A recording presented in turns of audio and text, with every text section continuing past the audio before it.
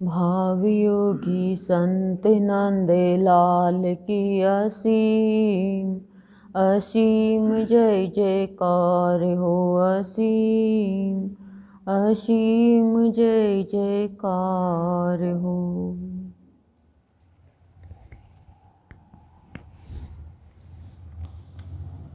पिछली बार योग वशिष्ठ में बताया गया विस्तार से धन संपत्ति तथा आयु की निसारता एवं दुख रूपता का वर्णन, कि दुख के रूप का वर्णन बताया गया, धन संपत्ति और आयु की निसारता बताया गया। बहुत अच्छी तरीके से समझाया गया था।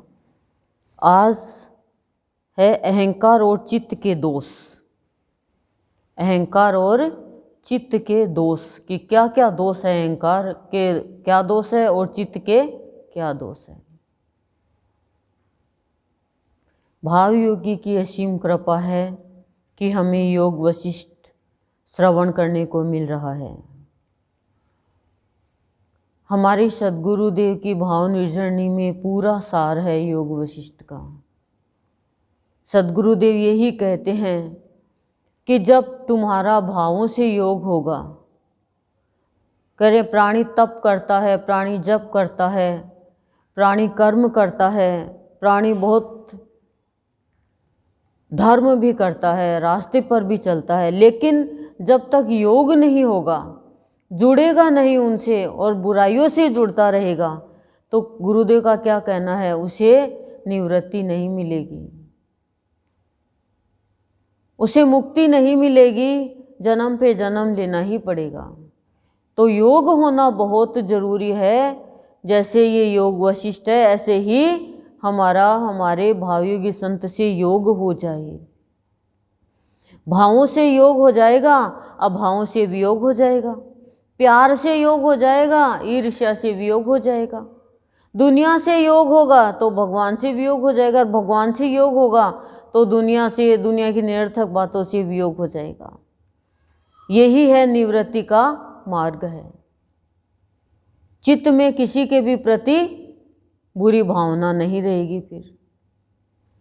तो आज अहंकार और चित्त के दोष बता रहे हैं। कहते हैं ना, अपन कहते हैं ना, इस प्राणी में ये दोष है, इस प्राणी में ये दोष है। तो कह रहे हैं गुरुदेव कि प्राणी के अंदर अहंकार और चित्त, ये दो चीज़ है, इनके क्या क्या दोष है, ये आप ध्यान से श्रवण करना। श्री रामचंद्र जी कहते हैं, मुनि श्रेष्ठ, यह अनेक रूप वाला संसार दीनों से भी दीन विषय लंपट लोगों को अहंकार के वशीभूत होने के कारण ही निरंतर राग द्वेष आदि दोषों के कोश रूप अनर्थ की प्राप्ति कराता है। क्या बताया? रामचंद्र जी कह रहे हैं अहंकार और चित्त के क्या क्या दोष हैं। मुनि श्रेष्ठ, हे मुनियों में श्रेष्ठ, यह अनेक रूप वाला संसार, अनेक रूप है इसके, अनेक रूप है इसका, कोई रूप नहीं है, एक रूप तो हो ही नहीं सकता। कभी इसमें संसार में क्या हो जाता है, कभी क्या हो जाता है, कभी कैसा हो जाता है। जैसे अभी बैठे हैं, आंधी आ जाए क्या पता चले। दीनों से भी दीन, गरीबों से भी गरीब, विषय लंपट, विषय वासना में बेहोश लोगों को अहंकार के वशीभूत होने के कारण, कि विषय लंपट लोगों को जो अहंकार के वश में हो गए, उसके कारण निरंतर राग द्वेष, कि हमेशा ईर्ष्या में, द्वेष में, दुख में, इन दोषों में कोष रूप अनर्थ की प्राप्ति कराता है। यानी कोष रूप अनेक, कहते हैं ना, ये धन का कोष है, अनर्थ का कोष मिल जाता है, भंडार। किसको? ये संसार जो दिनों से दीन है, विषय लंपट जो लोग हैं और जो अहंकार के वशीभूत है, जो अहंकार करते हैं अपने मन में, चित्त में, कोई भी चीज का, कोई विशेषता का ही अहंकार करते हैं। तो कह रहे हैं ऐसे लोग सारे दिन हर पल ईर्ष्या द्वेष में अनेक उनके अंदर दोष भर जाते हैं, भंडार भर जाता है दोष का, और क्या होता है उनका जीवन अनर्थ की प्राप्ति को हो जाता है। वो जीवन के अर्थ को नहीं समझ पाते हैं, फिर अनिष्ट की ओर जाते हैं। वो समझ गए, जो राग द्वेष में के दोष है, जिसमें अहंकार के वशीभूत है जो, और विषय लंपट है, ऐसे लोगों को ये संसार है रास नहीं आता है। और फिर कहते हैं कि अनर्थ हो गया, अनिष्ट हो गया। अहंकार ही अनिष्ट कराता है। अहंकार अनिष्ट का जनक है। हर चीज अच्छे के लिए होती है, लेकिन जीवन में आनंद हर चीज में जब आता है जब प्राणी अपने आप को अपने इष्ट के चरणों में समर्पित कर देता है। तो कह रहे हैं अहंकार के वश में होने से ही मनुष्य पर आपत्ति आती है। अहंकारी मनुष्य को कष्ट ही कष्ट भोगना पड़ता है। अहंकारी मनुष्य कभी भी सुख और चैन से नहीं रह सकता, उसे शारीरिक कष्ट भोगने पड़ते हैं। शारीरिक कष्ट क्यों भोगने पड़ते हैं? अहंकार के कारण। अहंकार क्यों करते हैं? अज्ञान के कारण। अज्ञानी क्यों रहता है प्राणी? सद्गुरु की शरण में नहीं आने के कारण। ज्ञान कौन कराए? अहंकारी अनेक दुखद मानसिक व्यथाएं, अहंकार से ही अनेक दुखद मानसिक व्यथाएं होती है तथा अहंकार से ही राग अथवा दुष्चेष्टाएं होती है। अहंकार का दोष बता रहे हैं। पहले धन, लक्ष्मी, धन संपत्ति का बताया, आयु का बताया, दुख का कारण बताया, दुख के कितने रूप है, दुख क्यों आते इसका कारण बताया। आज अहंकार का बता रहे हैं कि अहंकार से ही अनेक दुखद मानसिक व्यथाएं होती हैं। शारीरिक कष्ट होता है, अनेक दुखद मानसिक व्यथाएं होती हैं अहंकार के कारण। क्यों? क्योंकि अहंकारी व्यक्ति किसी को अच्छा बता नहीं सकता। अहंकारी व्यक्ति सकारात्मक चीज को भी नकारात्मकता में लेता है। अहंकारी व्यक्ति कभी भी दूसरे की खुशी में खुश नहीं होता, दूसरे के दुख में खुश होता है। अहंकारी व्यक्ति किसी की उन्नति पे राजी नहीं होगा, उन्नति पे प्रसाद खिलाएगा भगवान को, वह मजा आ गया। तो ये अहंकार की निशानी, वो शरीर को कष्ट होगा ही होगा उनको। क्यों? क्योंकि वो शरीर स्वस्थ रहता खुशी से, और खुश रहेंगे। देखो अपन हर चीज अपने को अच्छी लगती है, और अहंकारी व्यक्ति को कुछ भी अच्छा नहीं लगता है अपने और अपनों के अलावा। तथा अहंकार से ही राग अथवा दुष्चेष्टाएं होती है। बुरी चेष्टा और राग यानी मोह होता है अहंकार के कारण। जैसे बहेलिये के द्वारा मृगों को पकड़ने के लिए बहुत बड़ा जाल बिछाया जाता है।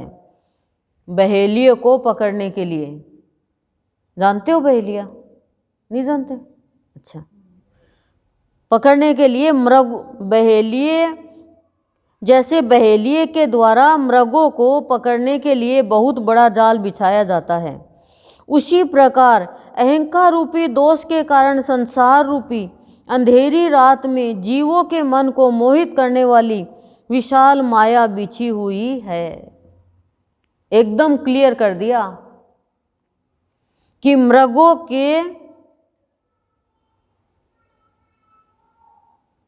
को पकड़ने के लिए बहेलिया है, वो बहुत बड़ा जाल बिछाता है।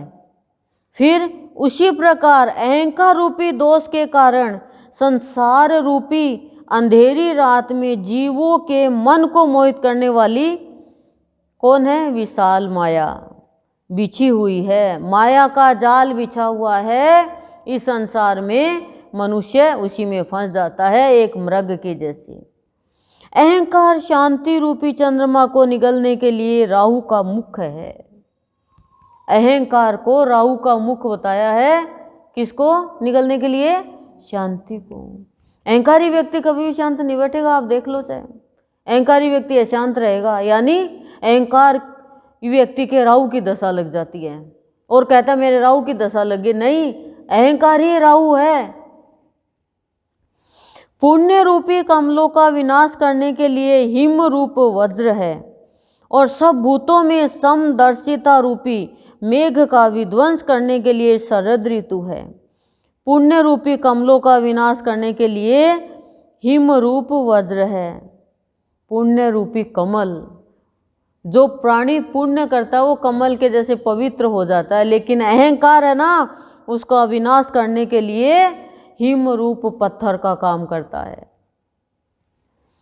और सब भूतों में समदर्शिता रूपी मेघ का विध्वंस करने के लिए शरद ऋतु है। शरद ऋतु जैसे मेघ को तितर बितर कर देती है, वैसे ही अहंकार कर देता है। समदर्शिता रूपी मेघ का विध्वंस करने के लिए प्राणी को समदर्शी नहीं होने देता है अहंकार। ऐसे अहंकार का मैं त्याग करता हूँ। कौन कह रहे हैं? श्री रामचंद्र जी, कि ऐसे अहंकार का मैं त्याग करता हूँ। प्राणी के अंदर जब अहंकार आ जाता है ना, तो अपने आप में बहुत शान दिखाता है अपनी, इतना सा काम करके ऐसे दिखाता है मेरे बराबर कोई नहीं है। और मनुष्य को जो अच्छा काम करता है ना, उसको इतना गुमराह कर देता है, उसका उत्साह नहीं बढ़ाता है, उसको आगे नहीं बढ़ाता है। अच्छी चीज का यदि कोई विरोध करता है वो अहंकारी है। वो चाहता है कि यदि ये अच्छे काम में आगे बढ़ेगा तो मेरा तो नाम नहीं होगा, मेरा तो काम नहीं बनेगा, मेरे पीछे पीछे लोग नहीं घूमेंगे। और अहंकारी व्यक्ति ही करता है ऐसे काम। अब मान लो सपोज आप में से कोई भी बहन कोई अच्छा कार्य करती है, ठीक है, भक्ति का कार्य करती है या कोई पुण्य का कार्य करती है, और मैं ये कह दूं नहीं ये काम मत करो, आपको अच्छा नहीं है ये काम, तो इसका मतलब मैं आपका अच्छा नहीं चाहती, आपको आगे बढ़ता हुआ नहीं देखना चाहती। और यदि मैं बढ़ता देखना हो चाहती हूँ, मैं कहती हूँ और करो, और बहनों को बोलो, गुरुदेव का भाव और फैले, सब फैलाओ, तब तो हुआ ये अहंकार शून्य होना। और ये अहंकार है जो प्राणी को विनाश की ओर लेके जाता है, वो दबोच लेता है। उसको अहंकार ने दबोच लिया, अब वो औरों को दबोच लेता है। तो ये ऐसा काम जो होता है ना, वो विनाश की ओर लेके जाता है प्राणी को। अविनाश की ओर जाना है आपको तो सत्संग का आधार लेना पड़ेगा, और विनाश की ओर जाना है तो आपने अभी आधार ले ही रखा है।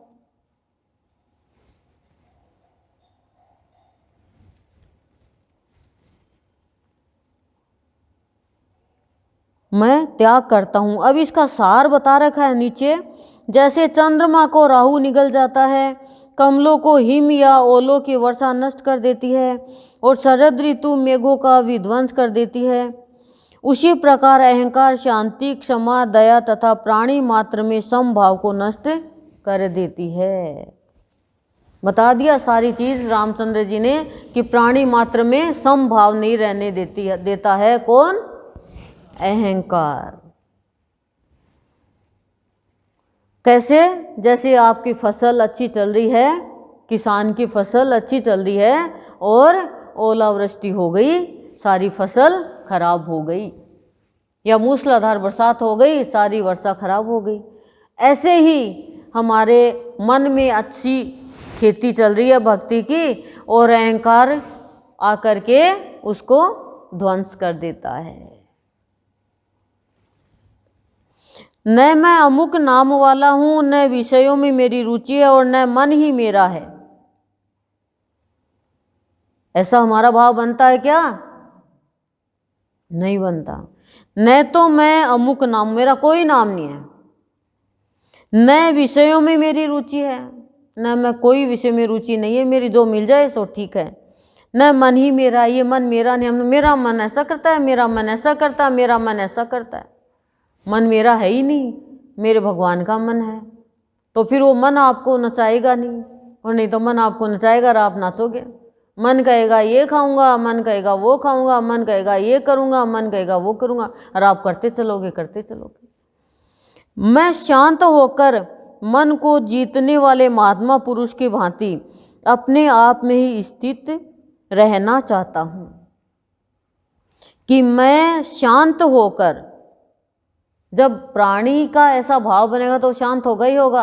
मन को जीतने वाले महात्मा पुरुष की बात है कि महात्मा पुरुष कौन है? जो अपने मन के ऊपर विजय प्राप्त कर लेते हैं, अपने उनको स्थित, ऐसे में स्थित रहना चाहता हूँ। ब्राह्मण यदि अहंकार रहता है तो आपत्ति काल में मुझे दुख होता है, और यदि नहीं रहता तो मैं निरंतर सुख का अनुभव करता हूँ। इसलिए अहंकार रहित होना ही श्रेष्ठ है। इसलिए गुरुदेव क्या कह रहे हैं? वशिष्ठ रामचंद्र जी कह रहे हैं, अपने तो गुरुदेव का ही नाम आता है शुरू से ही, गुरुदेव ने कहा, गुरुदेव ने कहा, और गुरुदेव ही है हमारे। तो राम का रूप गुरुदेव, लक्ष्मण भी गुरुदेव, तो संत है ही है गुरुदेव, भावी योगी संत, सब कुछ गुरुदेव है। लेकिन हम जब तक गुरुदेव का अनुसरण नहीं करेंगे, गुरुदेव के पद चिन्हों पे नहीं चलेंगे, अपनी मन मर्जी से कार्य करेंगे, अपने मन मर्जी से चलते रहेंगे, तो मिलने वाला आपको नहीं मिलेगा, कुछ नहीं मिलेगा आपको। आप अपने हिसाब से, आप अपने मन, अपनी बुद्धि के हिसाब से चलोगे तो, और गुरुदेव के हिसाब से चलोगे तो आपको वो किताब मिलेगी आपके मन की कि आप देखते रह जाओगे, आप स्वयं ही एक किताब बन जाओगे। फिर क्या हुआ, क्यों हुआ, कैसे हुआ, क्यों नहीं हुआ, ये सारा संशय नष्ट हो जाएगा।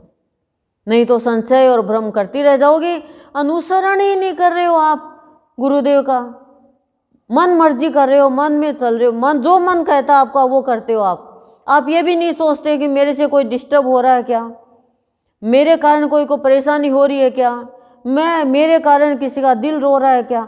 ये चीज़ ही आपके अंदर नहीं है अभी तक। आपने जो कर दिया वो बढ़िया है, और दूसरा कोई बढ़िया भी कर रहा तो वो खराब है। वाह, ये है सत्संगियों की निशानी।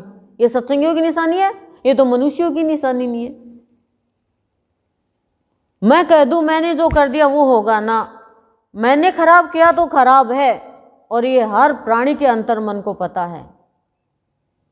यही चीज योग वशिष्ठ में बताई गई है कि नकली को पकड़ के यदि आप असली को पाना चाहते हो तो नकली भी छूट जाएगा एक दिन, और असली को पकड़ के आप नकली को पाना चाहते हो तो एक दिन आपको नफरत हो जाएगी कि मैं क्यों नकली के पीछे भाग रही हूं। असली को पकड़ने के बाद में नकली की आवश्यकता ही नहीं होती है। ये तो ज्ञान हमें होना ही चाहिए, ये तो होश होना ही चाहिए, हमें आना ही चाहिए। सोने की चूड़ी आपने पहन रखी है और आपको कोई पीतल की दे तो आप ले लोगे क्या? ये मेरे को दे दे, मेरे को दे दे, नहीं लोगी। और पीतल के आपने पहन रखी, अगला कह ले सोने की ले ले और ये निकाल दे तो आप तुरंत निकाल दोगी, निकालोगे कि नहीं निकालोगी? पीतल की चूड़ी, कांच की चूड़ी करीब करीब दुकानों पे मिल जाएगी, स्टोर पे, लेकिन सोने की चूड़ी खाली सुनार की दुकान पे ही मिलेगी। पर उसके लिए कितने पैसे चाहिए, उसके लिए कितने पैसे चाहिए, और पहनने के लिए भी नाप होना चाहिए। आपके आ रही है 2.25 की, आप ला रही हो 2.5 की तो निकल के गिर जाएगी। आपके आ रही है 2.25 की, आप ला रही हो 2 की तो भी आपके नहीं फंसेगी। सोचो, आप हर चीज़ का ज्ञान है आप लोगों को, नाप भी होना चाहिए, ज्ञान भी होना चाहिए, पैसा भी होना चाहिए, लेकिन विषयों में रुचि नहीं होनी चाहिए। विषयों में रुचि है वो हमें, हमारे जीवन को विष बना देती है और हम जान ही नहीं पाते हैं। और फिर भी हम कहते हैं हम तो निडर हैं, हम तो निडर हैं। मनुष्य की पहचान है कि वो गलती करके गलती मान लेता है, और मनुष्य की पहचान ये नहीं है वो गलती करके भी अपनी गलती नहीं मानता, दूसरे पे गलती थोपता है। क्या गुरुदेव ने ये चाहकर भक्ति की थी क्या कि लोग मेरे को माने, लोग मेरे को गुरुदेव कहे, लोग मेरी किताब निकाले, लोग मेरी किताब पढ़े? इसके लिए गुरुदेव ने भक्ति की थी क्या? ना, गुरुदेव ने तो भक्ति की, सबका भला किया, गुरुदेव बन गए, गुरुदेव बन गए। तो ऐसे ही हमारा जीवन होना चाहिए। गुरुदेव का अनुसरण करना सीखो और उसकी शरण में रहो। कोई बाल भी बांका नहीं कर सकेगा और आपसे कभी भी गलती नहीं होगी। और यदि आप दुनिया का अनुसरण करते रहोगे, ऐसे लोगों का अनुसरण करते रहोगे जो खुद ही विषय लंपट है, तो जीवन संपट है। क्या मिलेगा जीवन? कभी भी अपनी मैं मत दिखाओ कि हम ये कर लेंगे तो ही हो जाएगा। बस प्रभु से प्रार्थना करते जाओ, प्रभु तूने मेरे से सही कराया, प्रभु तूने मेरे से गलत कराया, प्रभु मैं तो तेरी शरण में हूँ।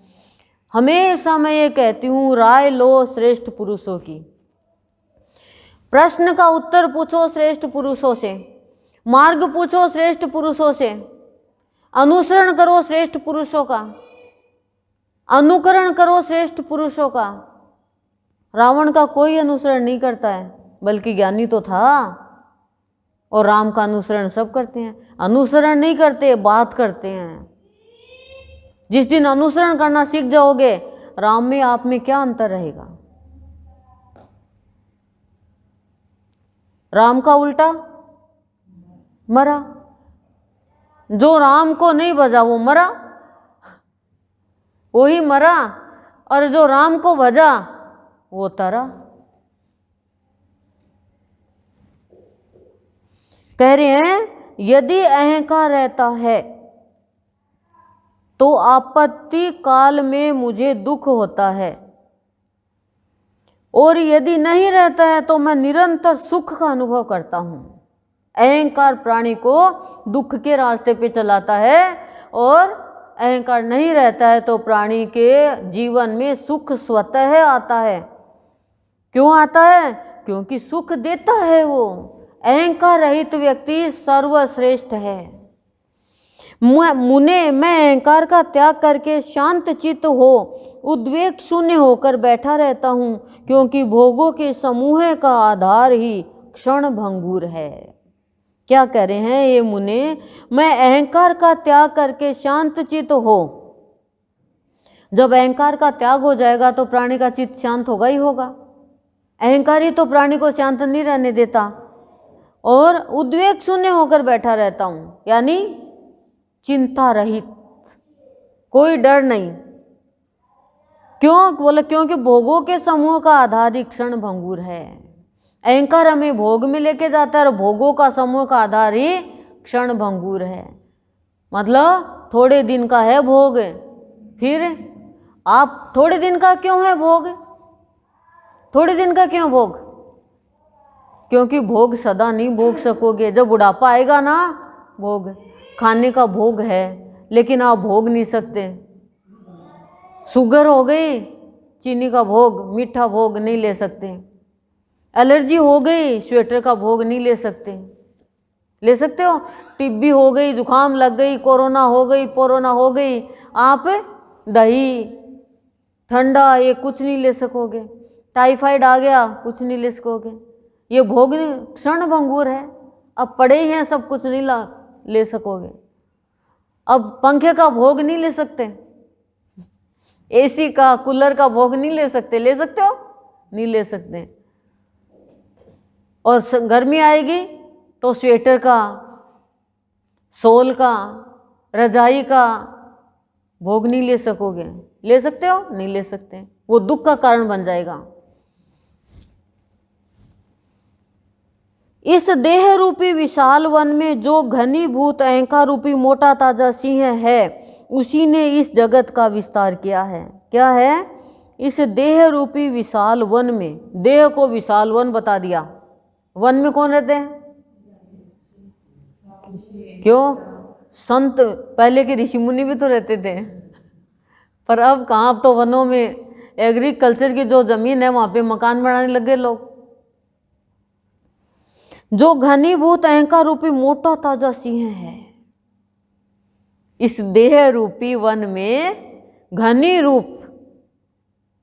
घनीभूत अहंकार रूपी मोटा ताजा सिंह है,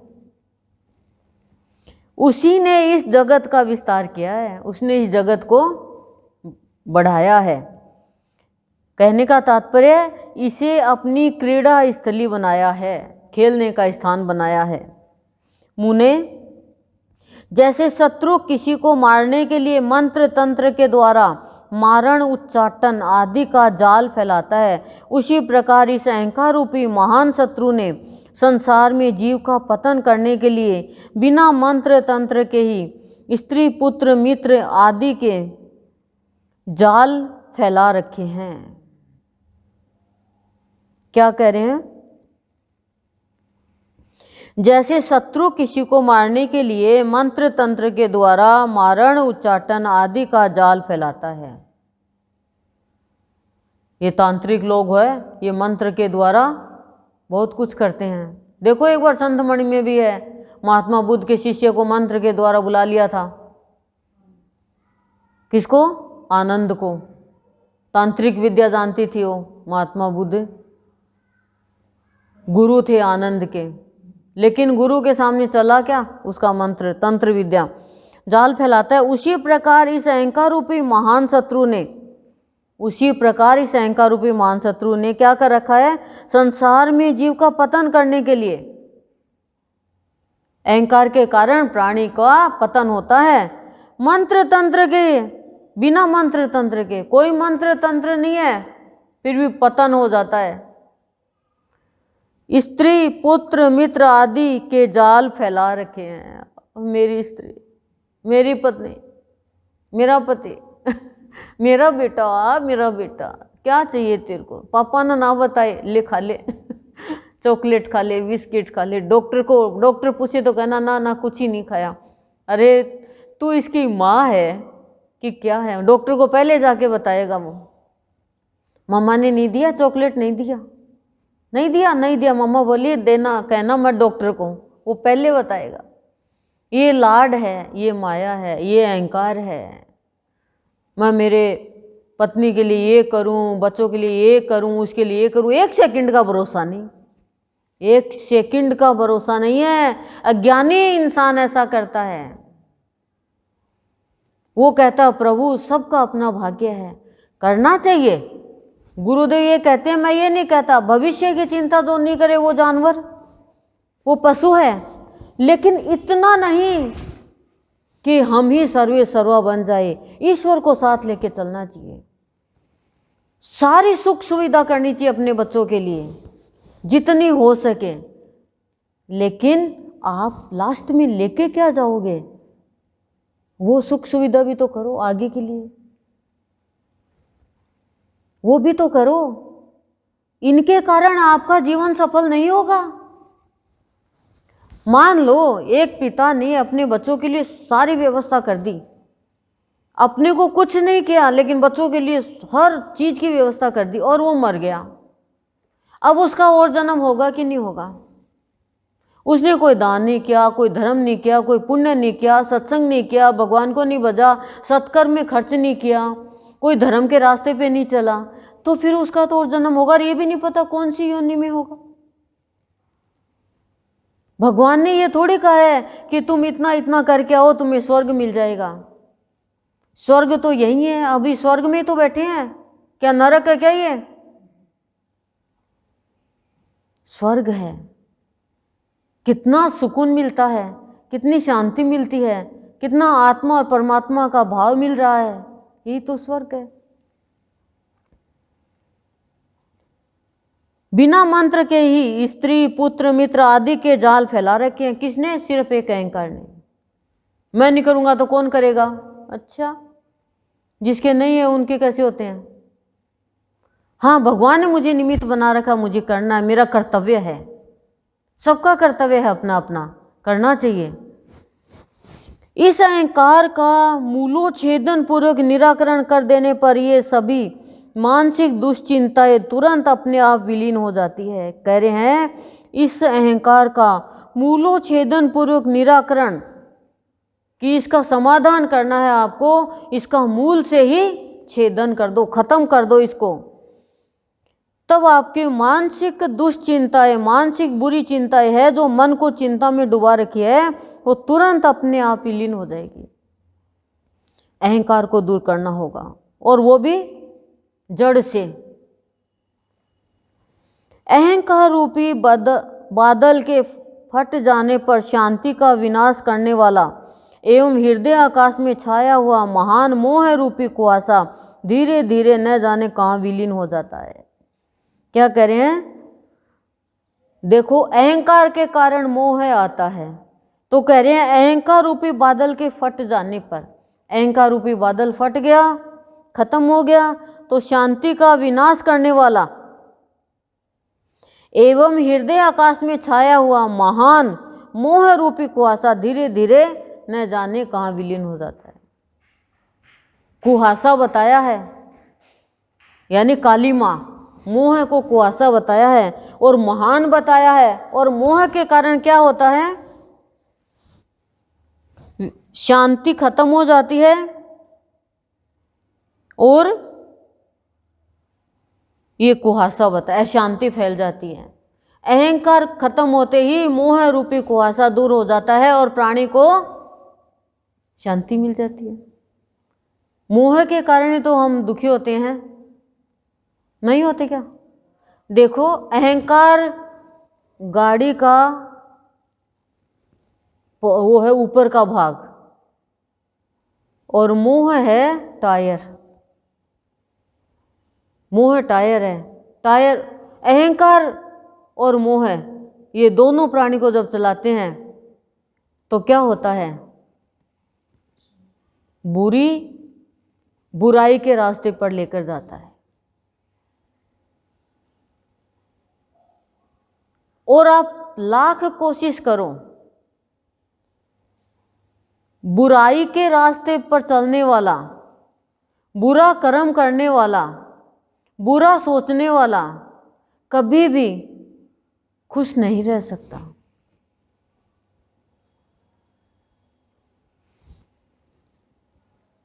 और श्वास, समय, आयु कभी भी स्थिर नहीं रह सकते हैं। इसलिए सदुपयोग कर लो इनका, जो करना आपको, इतना तो ज्ञान ले लो। हृदय रूपी आकाश पर मोह छाया हुआ है तो आपको शांति से नहीं रहने देगा ये। तो मोह को हटाने के लिए आपको अहंकार को हटाना होगा। अहंकार के हटते ही मोह अपने आप ही हट जाएगा। अब खाली बॉडी, गाड़ी की बॉडी कोई काम नहीं आएगी जब तक टायर नहीं है, और टायर नहीं है तो बॉडी काम नहीं आएगी, कैसे चलेगी बताओ? जैसे नींद आ रही है इंसान को और वो सो रहा है, नींद आ रही है, उसके सामने कुछ भी चलाओ सुनाई नहीं देगा, कुछ भी सुनाई देगा क्या? नहीं देगा। क्यों? नींद आ गई। तो ऐसे ही जब प्राणी के अंदर अहंकार है तो उसकी अच्छी बात अंदर नहीं जाएगी। क्यों नहीं जाएगी? क्योंकि अहंकार में इतनी कैपेसिटी नहीं है कि वो अच्छी बात अंदर लेके जाए। क्या वो बुराई की बात ही अंदर लेके जाता है। एक प्लास्टिक के बर्तन में इतनी कैपेसिटी नहीं है कि वो आग को सहन करके और रोटी पका दे या सब्जी पका दे। क्या उसको चढ़ाएंगे, रोटी डालेंगे, वो पिघल जाएगी। महानुभाव मुनीश्वर जो संपूर्ण आपत्तियों का घर, सारी आपत्तियों का, दुखों का घर है, और शांति आदि उत्तम गुणों से रहित, शांति आदि उत्तम गुणों से रहित, खत्म है, वो है ही नहीं मतलब, तथा हृदय के भीतर निवास करने वाला है, हृदय के भीतर निवास करने वाला है, आपत्तियों का घर है, शांति जरा सी भी नहीं है, हृदय के भीतर रहता है। उस अनित्य अहंकार, अनित्य यानी नित्य नहीं है, अनित्य है वो अहंकार में, उस अनित्य अहंकार का मैं आश्रय लेना नहीं चाहता। जो नित्य तो है नहीं, कभी कभी आता है, और हटने वाला नित्य यानी जिसका कोई अस्तित्व ही नहीं है, उसका मैं आश्रय नहीं लेना चाहता, यानी उसके अधीन होना नहीं चाहता। अपने सुदृढ़ विवेक के द्वारा मैं अच्छी तरह समझ गया हूँ कि यह अहंकार नामक वस्तु सब ओर से अतिशय दुख रूप ही है। किस कारण समझ गए श्री रामचंद्र जी? खाली विवेक के कारण नहीं, सुदृढ़ विवेक के कारण। और हमारा विवेक तो थोड़ा कमजोर है। क्यों कमजोर है? क्योंकि हम सत्य के रास्ते पे चलते हैं, हमारा विवेक है, हमें ज्ञान है, लेकिन किसी ने हमको थोड़ी सी बात कह दी ना, ऐसा नहीं करना है, हम सत्य का रास्ता पकड़ लेंगे। मैंने देखा है ऐसे, सत्संग में लग रहे हैं, सत्संग कर रहे हैं, भक्ति भी कर रहे हैं, भाव भी फैला रहे हैं, लेकिन किसी ने कह दिया कि नहीं ऐसा मत करो, अच्छे काम को छोड़ दिया। वो सुदृढ़ विवेक नहीं है। आपको कोई ये कहे कि तुम झूठ बोलना छोड़ दो तो आप तुरंत छोड़ दो। आपको कोई कहे सत्संग में जाना छोड़ दो, उस सत्संग में मत जाना, इसमें मत जाना, यहाँ मत जाना, वहाँ मत जाना। क्यों भाई? तो क्या मालकिन है क्या मेरे बॉडी की, मेरे कर्म की?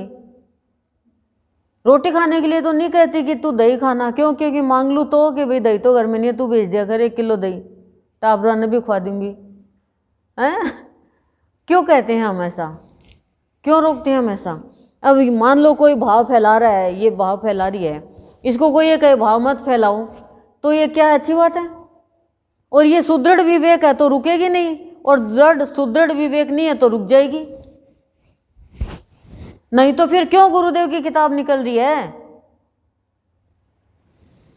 कोई आपको ये कहेगा आपका बच्चा 3री क्लास में है, 4थी में मत करना, 3री की किताब पढ़वाना।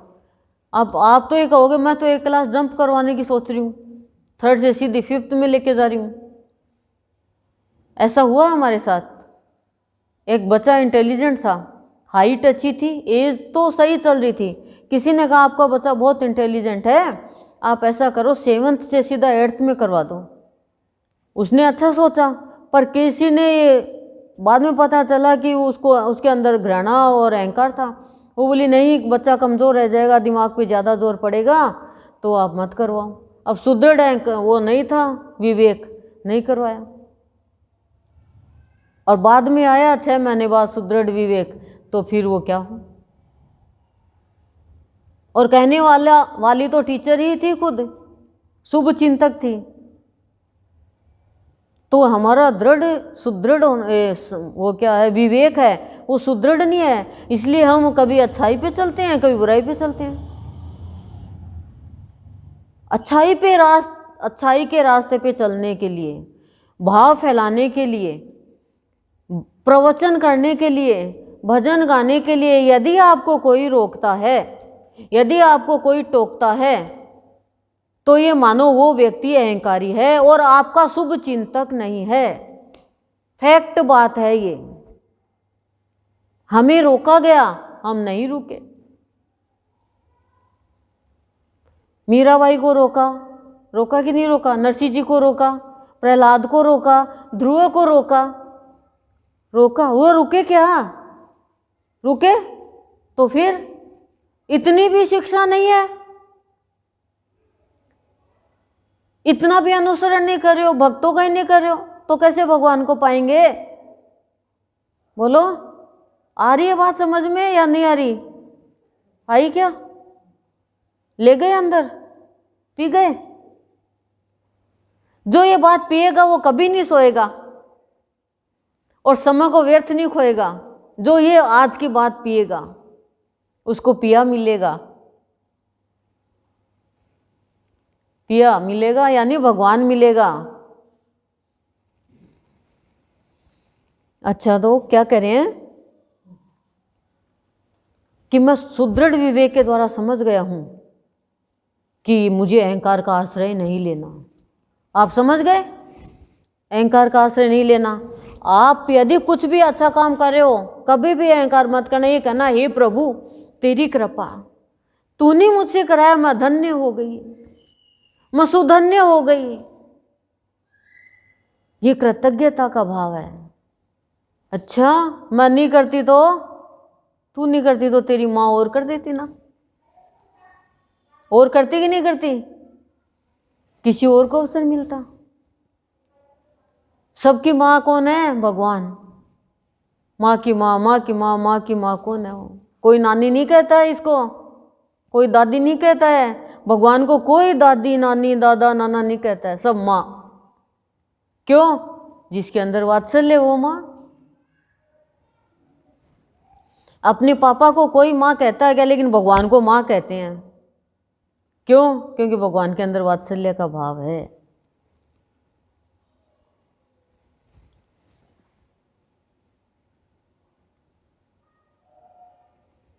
सुदृढ़ विवेक के द्वारा मैं अच्छी तरह समझ गया हूं कि यह अहंकार नामक वस्तु सब ओर से अतिशय दुख रूपी है। अतः अब मेरे लिए जो कुछ भी कर्तव्य शेष रह गया हो उसे बताते हुए आप मुझे अध्यात्म विषय को उपदेश दीजिए। इतनी बात रामचंद्र जी ने कह दी। अब लास्ट में क्या कह रहे हैं कि मेरे लिए जो कुछ भी कर्तव्य शेष रह गया हो, कोई भी कर्तव्य शेष रह गया हो तो उसे आप मुझे बताओ और मुझे आध्यात्म विषय उपदेश दीजिए कि भगवान का, पवित्रता का, अध्यात्म का जो विषय है उसका उपदेश दीजिए। उसमें सब आ गया। मुनीश्वर, जैसे वायु के प्रवाह में पड़कर मोर पंख का अग्रभाग वेग से हिलता रहता है, कि वायु के प्रवाह में पड़कर मोर पंख है उसके आगे का भाग वेग से हिलता रहता है, उसी प्रकार यह चंचल चित्त भी अत्यंत व्यग्र होकर व्यर्थ ही इधर उधर दौड़ता रहता है। कि उसी प्रकार ये मनुष्यों का चंचल जो चित्त है वो अत्यंत व्यग्र यानी व्याकुल होकर व्यर्थ ही इधर उधर दौड़ता रहता है। जैसे कुत्ता अपना पेट भरने के लिए व्याकुल हो गांव में दूर से दूर तक के घरों या स्थानों का चक्कर लगाया करता है, वही दशा इस चंचल मन की है। करें कुत्ता रोटी के लिए गांव में घर घर घूमता है, ऐसे ये मन चक्कर लगाता है।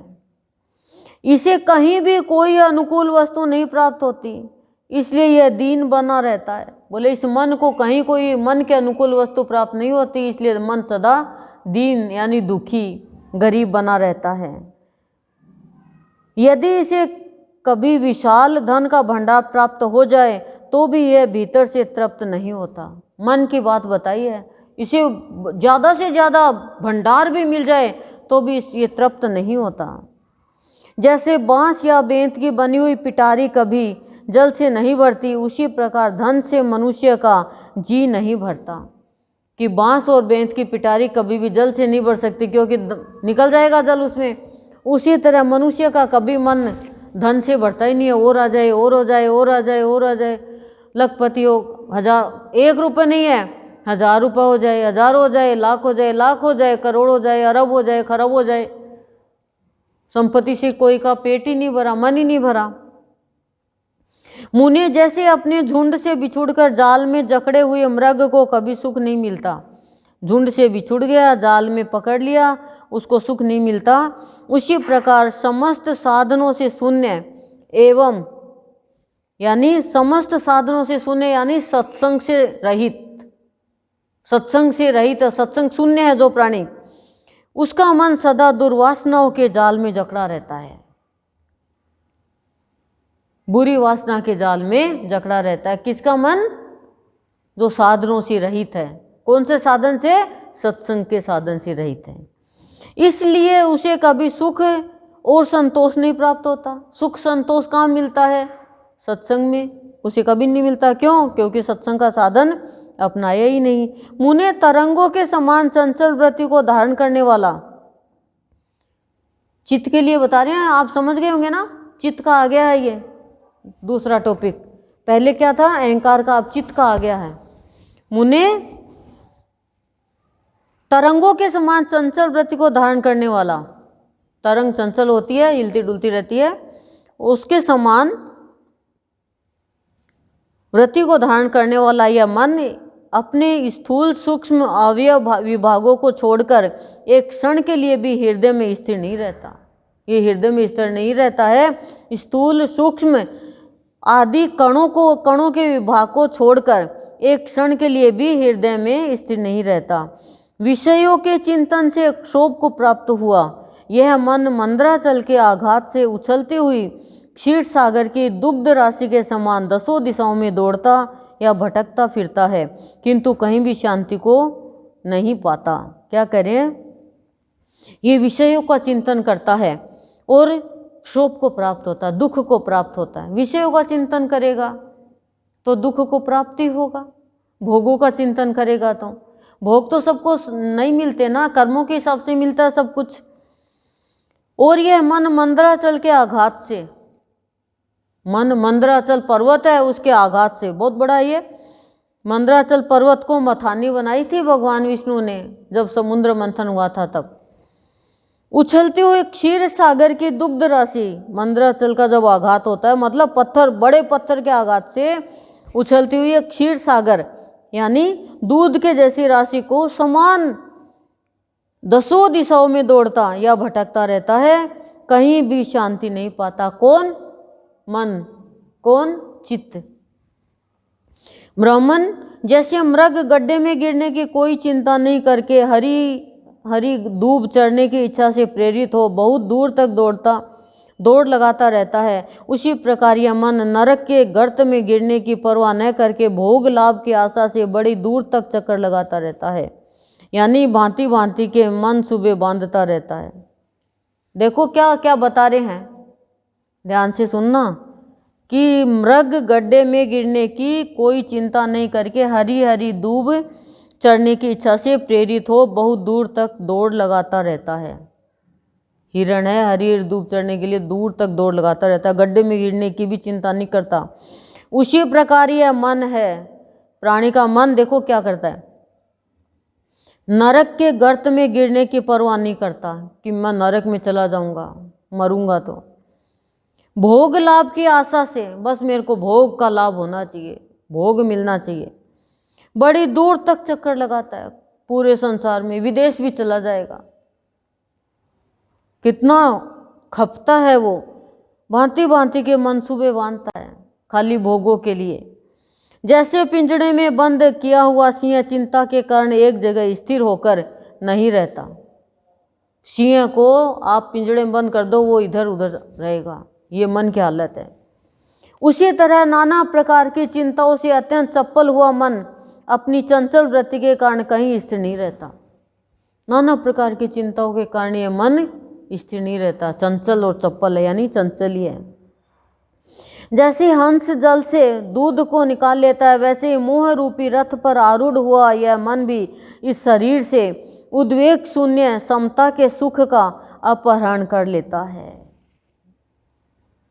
शांत नहीं रहता है, ये मन है, ये शांति का अपहरण कर लेता है, उद्वेग शून्य समता के सुख का अपहरण कर लेता है जब ये मोह रूपी रथ पर आरूढ़ हो जाता है।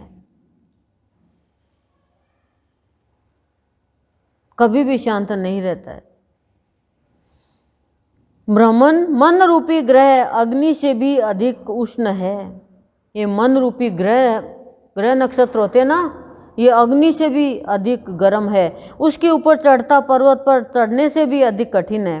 उसके ऊपर चढ़ना पर्वत पर चढ़ने से भी अधिक कठिन है। पर्वत पे चढ़ना आसान है, लेकिन मन के ऊपर चढ़ाई करना मुश्किल है। तथा वह वज्र से भी बढ़कर कठोर है। कठोर तो है ही, दया कहाँ आती है मनुष्य को? कभी कभी दया आती है, वो भी अपनों पे आती है। इतनी तेज लगी, लागनी थी उसका तो और भी तेज लागनी चाहिए। दया तो उसे कहते हैं सबकी समान होती है। किसी के दुख पे दुखी सुखी होते हैं तो वो कठोर ही है ना, कहाँ दया आती है?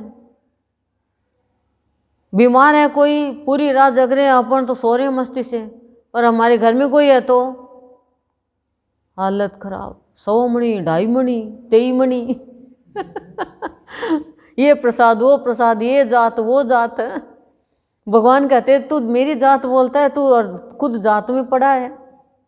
मेरी जात कैसे बोलता है? मैं तो क्षत्रिय हूं, तू ब्राह्मण है, तू बढ़िया है, तो ब्राह्मण बढ़िया का भगवान ढूंढ कोई। रामचंद्र जी कह रहे हैं ब्राह्मण बढ़िया ढूंढ, मैं तो क्षत्रिय हूं, कैसे लूंगा मैं तेरा? पहले जात हटा, फिर जात बोलना छोड़ देगा। बोलो गलत बोल रही हूं क्या? सबसे बड़ी लत ही ये गलत है, ये गलत ही लत है। प्राणी गलत काम करता है, गलत रास्ते पे चलता है, गलत सोचता है, गलत देखता है किसी में, यही तो है लत। भगवान को ये लत नहीं है गलत की। भगवान कहता मेरा बच्चा जैसा भी है मेरे पास आ गया ना, अब मैं उसको संवार दूंगा, अब मैं सुधार दूंगा, अब मेरा काम है। कहीं भी भटक के आ गया हो, जब बच्चा मिट्टी में भरा है, नाक आ रहा है यहाँ तक, बाल में मिट्टी है, गिल्ला हो रहा है सूसू से, फिर भी माँ ऐसे पुचकार के गोद में लेगी, सहलाएगी उसको, उसकी पजामी निकालेगी, उसको साफ करेगी अपनी साड़ी से, उसके नाक पूछ देगी अपनी साड़ी से, और उसके बाल ऐसे करके एकदम सहलाएगी। ऐसे ही भगवान कहते हैं आजा, तू जो कुछ भी करके आया तू मेरे पास आजा बस। पर वो बच्चा है ना, वो ऊपर ऊपर से गंदा हो गया, वो भीतर से साफ है। और हम बच्चे हैं ना, अपोजिट हैं, इससे अपोजिट हो गए। तो भगवान का दिल रोता है कि ये क्या हो गया, मेरे बच्चे कैसे थे और कैसे हो गए, भीतर में रात और दिन में और बाहर में दिन, ऐसा क्यों? अपना ही तो बुरा करते हैं ना। बुराई के रास्ते पर चलने वाला अपना बुरा करता है, दूसरे का तो बाद में करेगा। अच्छाई के रास्ते पर चलने वाला पहले अपना अच्छा करता है, फिर किसी का अच्छा करेगा। कर रहा किसी और का अच्छा, पर वो अपना अच्छा कर रहा है, पता नहीं चल रहा है। उसको वश में लाना बहुत ही कठिन है मन को। जैसे मांस भक्षी पक्षी मांस पर टूट पड़ता है, उसी प्रकार मन भी इंद्रियों द्वारा उपलब्ध होने वाले विषयों की ओर दौड़ पड़ता है। मांस मीट खाने वाला पक्षी है, वो उसी पर ही गिरेगा।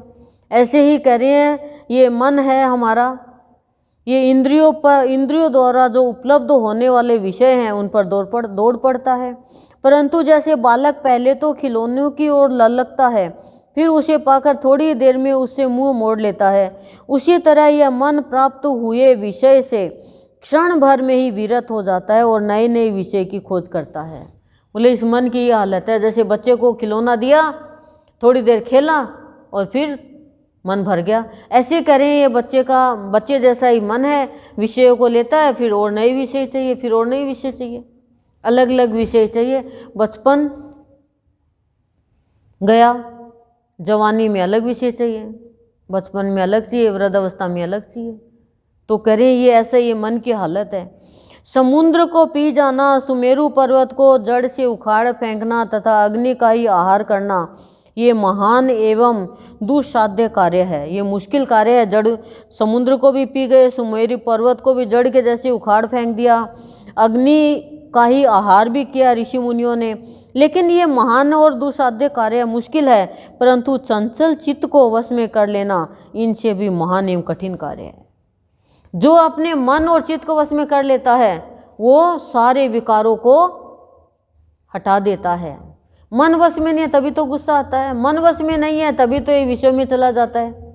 आज ये खाऊं, आज ये खाऊं, आज वो खाऊं, आज तो चाय नहीं मिली, आज तो खाना नहीं मिला। ये मन कहता है नहीं मिला तो नहीं मिला, कभी मिल गया कभी नहीं मिला। उसके पास तो इतना पैसा, मेरे पास तो नहीं है। मन अच्छा है तो कहेगा ठीक है, मेरे पास जो है मेरे को उसमें संतुष्टि है, मैं और कमा लूँगा, भगवान और देगा। ये मन का ही कारण है सारा, और कुछ भी नहीं है। मन के ऊपर जो विजय प्राप्त कर लेता है वो सदा सुखी रहता है। संपूर्ण पदार्थों का कारण चित्त ही है। जब तक चित्त है तभी तक तीनों लोकों की सत्ता है। उसके क्षीण होते ही जगत क्षीण हो जाता है, कमजोर हो जाता है। इसलिए मतलब आपका चित्त अच्छा है तो तीनों लोकों पे आप राज्य कर सकते हो। मन अच्छा है तो आप सबका मन जीत सकते हो, आपका मन खराब है तो आप सबका मन खराब कर सकते हो। मन के ऊपर, मन के हारे हार, मन के जीते जीत है ना। इसके क्षीण होते जगत क्षीण हो जाता है। इसलिए इस चित्त रूपी रोग की यत्न पूर्वक चिकित्सा करनी चाहिए। चित्त रूपी रोग की यत्न पूर्वक क्या करना चाहिए? चिकित्सा, इलाज करना चाहिए कि मेरे चित्त में क्या क्या है, कौन से पदार्थ है, कौन से पदार्थ चाहिए, कौन से पदार्थ नहीं चाहिए। मुनि जैसे महान पर्वत से अनेकानेक वनों एवं काननों की उत्पत्ति होती है। महान पर्वत से अनेक वनों और उपवनों की उत्पत्ति होती है, उसी प्रकार मन से ये सैकड़ों सुख दुख पैदा होते हैं। मन से आप सोचो तो सही, आप भगवान से कहो तो सही है, भगवान कौन है जो मेरे को दुखी कर रहा है, पुरानी बात याद दिला रहा है? कौन है वो दुष्ट जो मेरे को अंदर से दुखी कर रहा है और मुझे सुख याद नहीं रहने देता? मुझे ना दुख चाहिए ना सुख चाहिए, मुझे तो आनंद चाहिए। लेकिन मुझे तो आनंद का पता ही नहीं, मुझे तो सुख चाहिए। बैठने का सुख चाहिए, सोने का सुख चाहिए, खाने का सुख चाहिए, देखने का सुख चाहिए, सुनने का सुख चाहिए, कपड़े पहनने का सुख चाहिए, धन का सुख चाहिए, पति का सुख चाहिए, पुत्र का सुख चाहिए, बहनों का सुख चाहिए, भाई का सुख चाहिए, पियर का सुख चाहिए, ससुराल का सुख चाहिए, ये सुख चाहिए, वो सुख चाहिए। सुख सुख में सूख गया, पिंजर हो गया, सुख मिला नहीं। सुख मान ले तो सुख है, दुख मान ले तो दुख है। सबसे बड़ा सुख सत्संग का सुख। जिसने सत्संग का सुख मान लिया उसको स्वामी मिल गया। क्योंकि दुख का हरण करने वाला कौन है? सत्संग। सुख का हरण करने वाला कौन है? सत्संग। आनंद देने वाला कौन है? सत्संग। सबसे बड़ा सत्संग है। आधी से आधी घड़ी का सत्संग भी आपके दुख हरण कर लेगा, जला देगा, लेकिन इसको वैल्यू नहीं देते हम। सत्संग को हम वैल्यू नहीं देते, कथा को वैल्यू देते हैं। रुपए लेता ना वो 2 लाख रुपए कथा के, वैल्यू देंगे। 8 दिन की छुट्टी ले लेंगे और फिर उसके बाद में भंडारा भी कर देंगे। फिर उसके बाद में उनको चांदी के सिक्के भी देंगे, रुपए भी देंगे। 8 दिन तक उनको केसर का दूध पिलाएंगे, इलायची का दूध पिलाएंगे, पिस्ता का दूध पिलाएंगे, सोने की व्यवस्था उनकी अच्छी करेंगे, इतने कपड़े देंगे, टेंट लगवाएंगे, सब कुछ करेंगे, एक्स्ट्रा खर्चा करेंगे। लास्ट में देखना प्राप्ति क्या हुई। 8वें दिन क्रोध खत्म हुआ, ईर्ष्या खत्म हुई, चित्त शांत हुआ, मन में परिवर्तन आया, गोपी बने, बाल गोपाल बने, तो फिर इतना खर्चा कर दिया। चलो कोई बात नहीं, सात्विक कर्म में पैसा लगा, बस इतना जरूर हुआ, वो अच्छा काम हुआ। इसलिए हम कोई भी काम करने के लिए मना नहीं करते।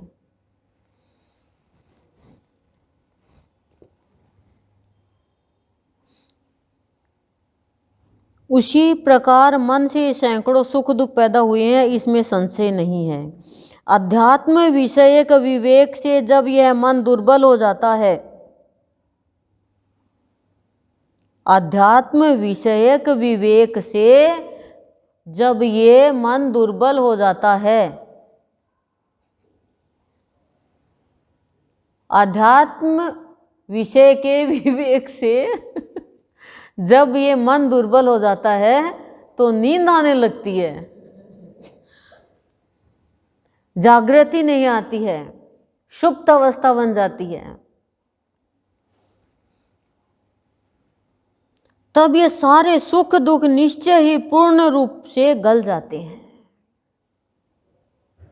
क्या कहते हैं? अध्यात्म विषयक विवेक से जब यह मन दुर्बल हो जाता है, तब ये सारे सुख दुख निश्चय ही पूर्ण रूप से गल जाते हैं, ऐसा मेरा विश्वास है। मेरा विश्वास है ऐसा। कह रहे हैं महान मुमुक्षु पुरुष जिसके जीते जाने पर सम दम दया क्षमा समता शांति संतोष सरलता आदि समस्त सद्गुणों के स्वाधीन होने की आशा करते हैं, उस शत्रु रूप चित्त को जीतने के लिए मैं उस प्रकार से उद्यत हुआ हूँ। क्या करें?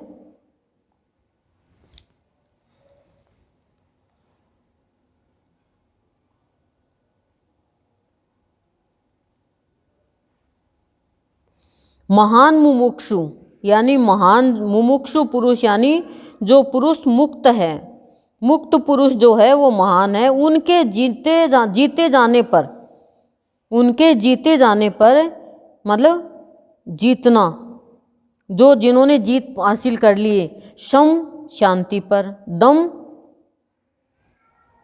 दम यानी इंद्रियों पर नियंत्रण कर लिया, क्षमा जिसने सबको क्षमा कर दिया, एक दो को नहीं सबको क्षमा कर दिया, दया सब पर, समता यानी विषम भाव नहीं, सब पर समान भाव, शांति तो सबको शांति देता, खुद शांत रहता, संतोष रहता जो कुछ मिल गया, सरलता जिसमें जरा सी भी गरलता का भाव नहीं, आदि समस्त सद्गुणों के स्वाधीन, इन सद्गुणों से स्वतंत्र होने की आशा करते हैं।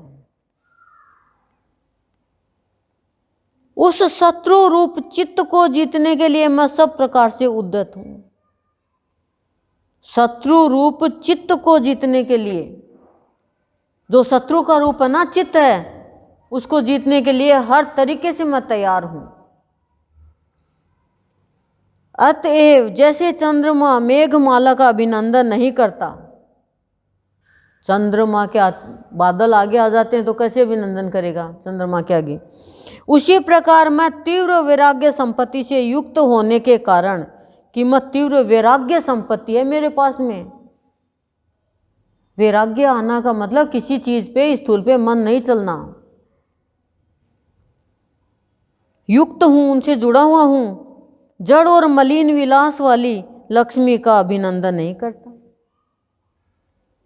फिर मैं उसी प्रकार तीव्र वैराग्य संपत्ति से जब मैं युक्त हो जाऊंगा, हो गया, इसी कारण मैं जड़ और मलिन विलास वाली, लक्ष्मी जिसके घर आते तो वो विलासिता में ज़्यादा चला जाता है जब तक उसके अंदर वैराग्य का भाव नहीं आता है। तो कह रही हैं उस लक्ष्मी का मैं अभिनंदन नहीं करता। और जबकि लक्ष्मी तो खुद भगवान की पत्नी है, पर उस लक्ष्मी का अभिनंदन नहीं करता जो मलिन और विलास में लेकर जाने वाली है, भोग विलास में। आज टॉपिक पूरा हुआ है अहंकार और चित्त के दोष के। अहंकार के क्या दोष है, अहंकार के कारण मनुष्य का जीवन कैसा हो जाता है, और चित्त में दोष है उसके कारण मनुष्य का जीवन कैसा हो जाता है, ये बताया श्री रामचंद्र जी ने। ओम शांति ही शांति प्रशांति।